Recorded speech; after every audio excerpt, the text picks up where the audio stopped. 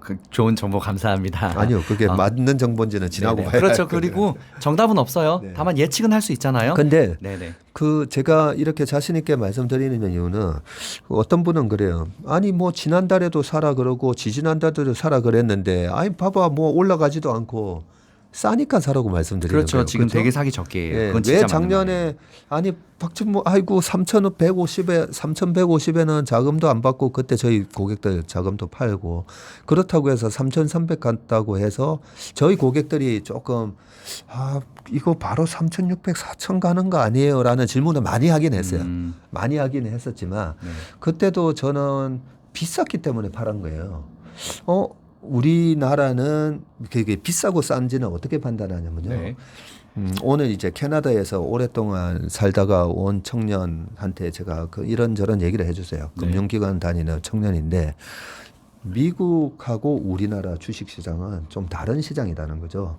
미국은 인구도 3억이 넘고 미국에서 1등이면 세계적인 1등이 세계 되는 자본이 다 거잖아요. 모이는 시장이니까 그렇죠. 좀 세계 결이 많이 1등이 다르죠. 돼요. 네. 근데 우리는 겨우 5,200만 명 내수 시장인 거고 미국이 성장이 있을 때는 미국의 성장에 맞게 막 물건을 만들어야 되고 중국의 성장이 있을 때는 또 중국의 성장에 맞게 막 만들어서 네네. 수출로 먹고 사는 나라예요. 네.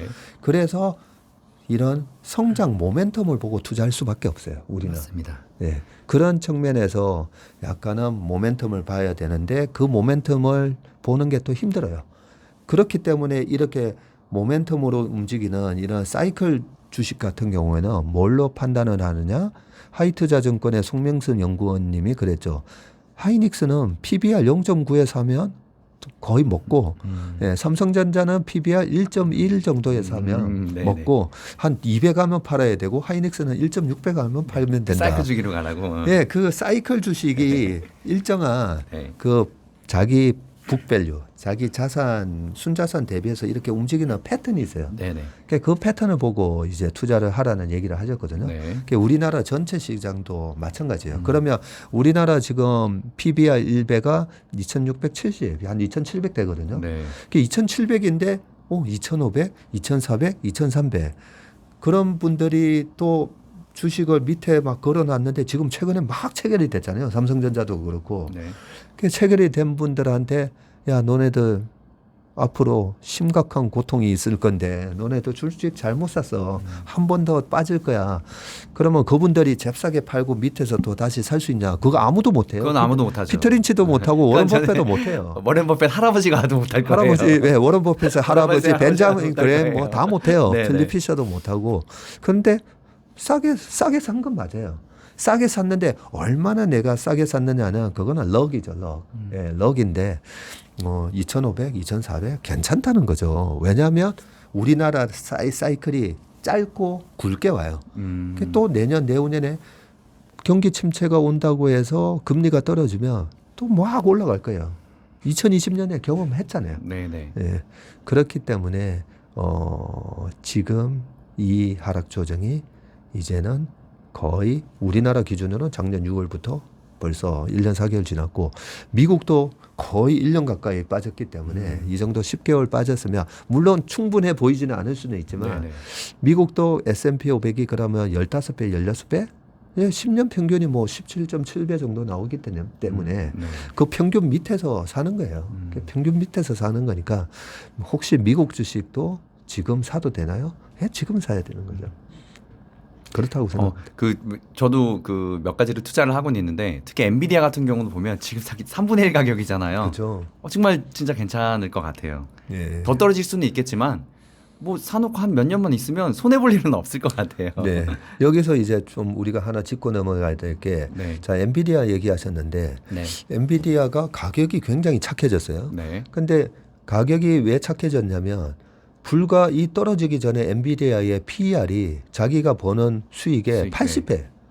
80배에 거래됐어요. 지금 네네네. S&P 500이 16배라 했잖아요. 네네. 이게 16배 정도가 마켓 평균인데 네. 80배. 좀 많이 한 회사예요. 좀 맞아요. 오버한 거죠. 네네네. 많이 오버했잖아요. 오버했어요. 네네. 오버했는데 지금 이제 30배 정도까지 떨어졌어요.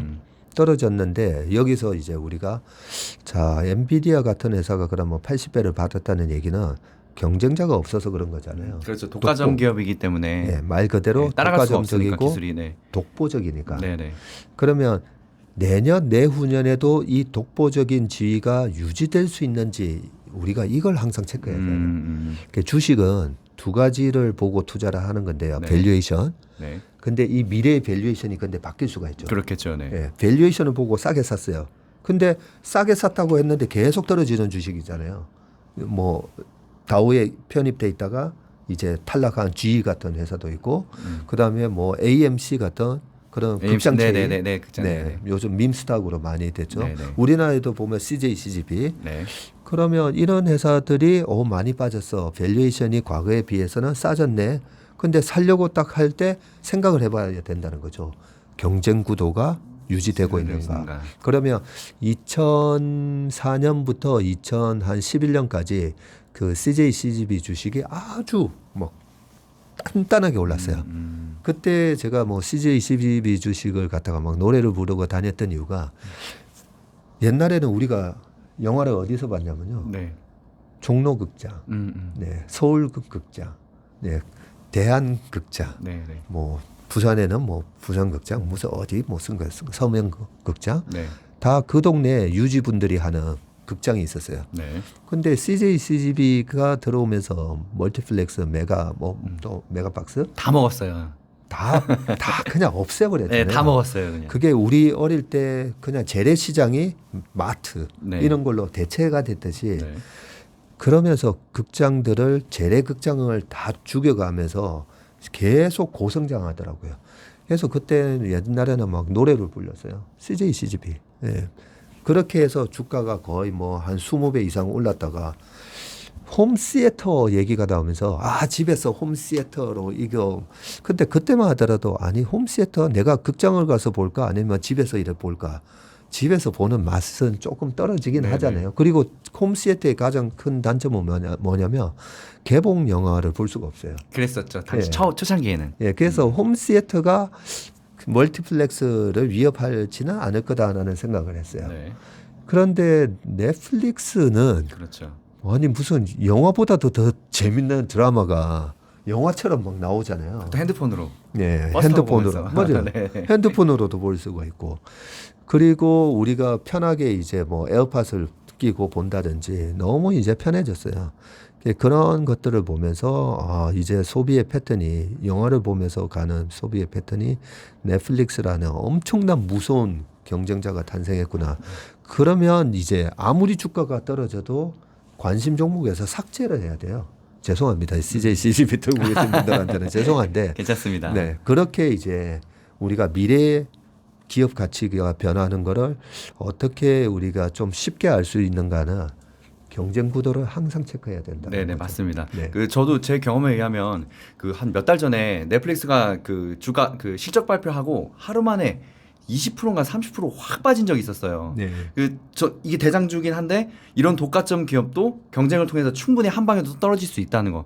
그런 것도 생각을 또 해야겠더라고요. 그러니까요. 독과점 기업에 투자할 때도요. 네, 네네. 맞습니다.